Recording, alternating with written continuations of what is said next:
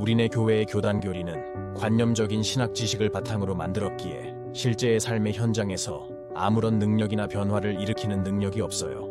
그래서 교회 마당만 밟으며 자의적으로 해석한 성경 말씀을 하나님의 진리로 들으면서 교회 조직을 지탱하기 위한 각종 자원봉사인 희생적인 신앙 행위를 반복하는 종교인들로 전락하고 있죠.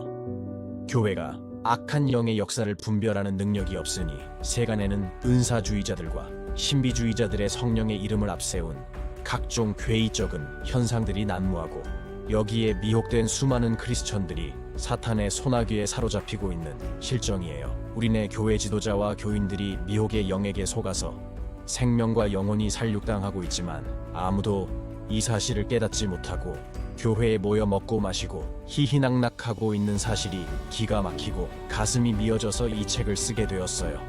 영적 잠에서 깨어나 성령과 동행하는 영적 습관을 들여 영혼 구원 사역의 도구로 쓰이는 정의의 용사가 되어 하나님의 마음을 시원하게 하는 종으로 쓰임을 받다가 천국에서 영원히 기쁘고 즐겁게 살기를 바래요. 크리스천 영성학교 쉰 목사의 영적 전쟁의 전투교법.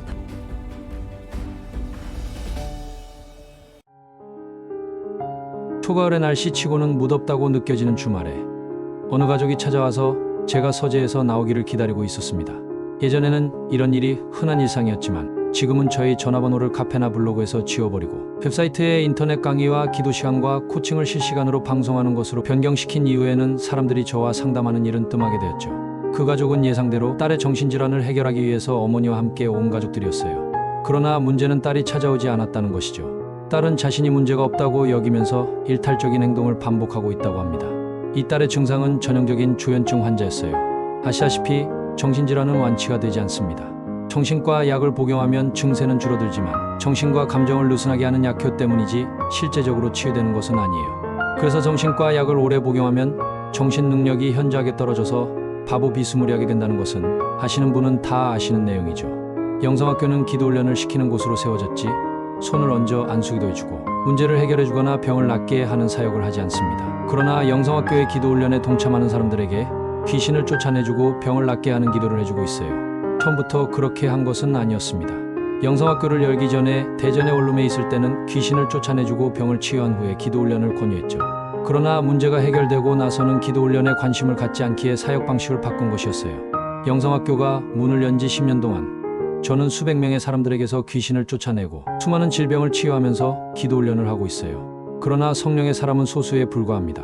그래서 영성학교에서 가장 쉬운 일은 질병을 고치는 일이 되어버렸어요. 그러나 제가 이런 말은 하면 실눈을 뜨고 바라보는 이들도 있을 것입니다. 뭐 병을 좀 고쳤나 본데 하나님께 영광을 돌리기보다 교만해서 교세를 넓히려는 홍보수단으로 삼고 있구먼 하면서 말이죠.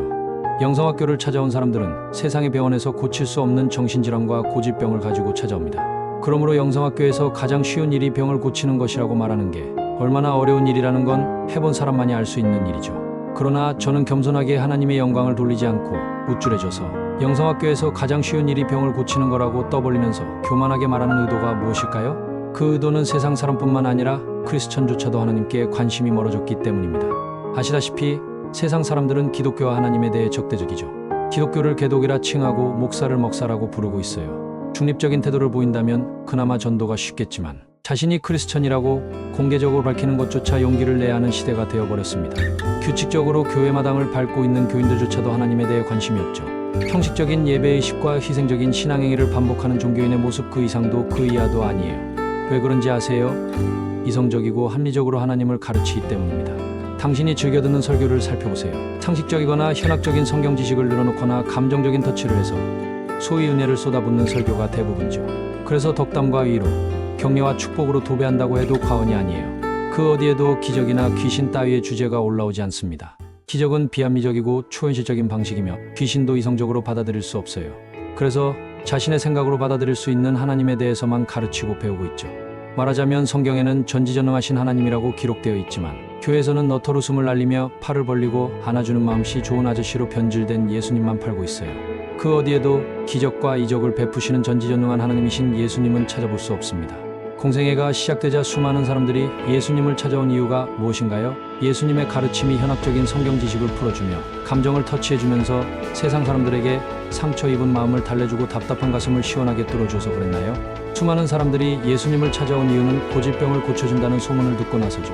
정신질환과 고질병은 물론 불구를 온전케 하시고 심지어 죽은 자를 살리신다는 소문이 온 유대와 이스라엘 땅에 퍼졌고 이방인들의 귀에도 들어갔어요.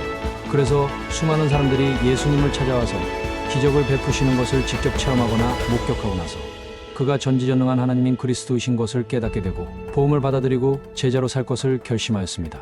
그러나 이 시대의 우리네 교회는 기적과 이적을 베푸시며 귀신을 쫓아내고 각종 정신질환과 고질병을 치유하는 하나님을 말하지 않아요. 그래서 교인들은 삶에 지난한 문제가 생기면 하나님을 찾아오지 않고 세상적인 방식과 인본적인 노력으로 해결하려고 합니다. 정신질환자나 고질병 환자들이 교회에 와서 하나님의 능력을 체험하려고 하지 않죠. 상식적인 설교와 이성적이고 합리적인 방식의 가르침은 더 이상 기적과 이적을 드러내시는 하나님을 잊게 만들어버렸던 것입니다. 그래서 현대교회의 하나님은 더 이상 전지전능한 하나님이 아니라 타종교에서 볼 수 있는 흔하고 값싼 종교적인 신으로 전락해버렸어요. 그 결과는 참혹하기 짝이 없습니다. 맛을 잃어버린 소금처럼 사람들에게 버려져서 짓밟히고 있어요. 그러나 영성학교는 아닙니다. 대놓고 영성학교에서 가장 쉬운 일이 바로 고질병을 고치는 것이라고 말하고 있죠. 처음에는 사람들이 저의 말을 귓등으로도 듣지 않았어요. 그러나 지옥을 경험하던 사람들 중에서 속는 셈치고 저를 찾아오는 사람들이 생겨나기 시작했습니다. 그러나 기도 훈련을 해야 한다는 말에 3분의 2는 실망해서 총총걸음으로 떠났어요. 그러나 누군가는 저의 말에 순종해서 기도 훈련을 시작했고 10년이 흘렀습니다. 제가 아직도 건재할 뿐 아니라 기도 훈련을 하고 나서 고질병이 낫고 가정이 회복되고 인생이 바뀐 사람들이 영성학교를 교회 공동체로 삼아 아예 눌러앉았어요. 솔직히 저의 심정은 앞으로는 사람들이 더 이상 오지 않았으면 좋겠습니다. 그러나 성령께서 영성학교를 세워주신 목적은 귀신을 쫓아내고 귀신의 활동성을 알리고 기도로서 고질병을 치유하고 귀신과 싸워 이기는 일당백의 정형사를 양육하기 위함이죠. 그래서 지금도 기적으로 역사하시는 살아계신 하나님을 만나야 한다고 소리를 지르고 있어요. 그러므로 당신에게 기적과 이적으로 역사하시는 성령의 능력이 없다면 하나님으로부터 외면받았다는 것을 인정하세요. 기적과 이적을 외면하는 교회에서는 지금의 신앙 방식으로도 그럭저럭 버티겠지만 심판대 앞에 서면 자신의 신앙 상태를 확연하게 깨닫게 될 것입니다. 기적이 일어나지 않는다면 하나님도 사라졌다는 사실을 말이에요. 선지자를 두는 것은 하나님의 뜻을 알려서 지옥 갈 영혼들을 살려 아버지의 품으로 돌아오게 함이라. 성령께서 해주신 말씀에 의하면 이 시대에도 예언을 주시는 이유는 교회 지도자들이 자신의 생각대로 사역을 하지 않게 하기 위함이라고 하셨어요. 그러나 예언의 은사를 폄훼하는 이 시대의 우리네 교회는 자신의 사역이 과연 하나님의 뜻인지 검증하는 시스템을 잃어버린 셈이죠. 그 예언이 하나님으로부터 온 것인지 미혹의 영이 속여 넣어주는 것인지 분별하지 못한다면 그 말을 듣는 영혼이 위태로운 지경에 빠지는 위험하기 짝이 없는 일일 것입니다. 예언은 성경의 내용과 일치하는지 또는 예언의 말씀들이 성취가 되는지 열매로 알 수 있어요. 열매로 검증된 이 시대에 주신 하나님의 말씀 예언 노트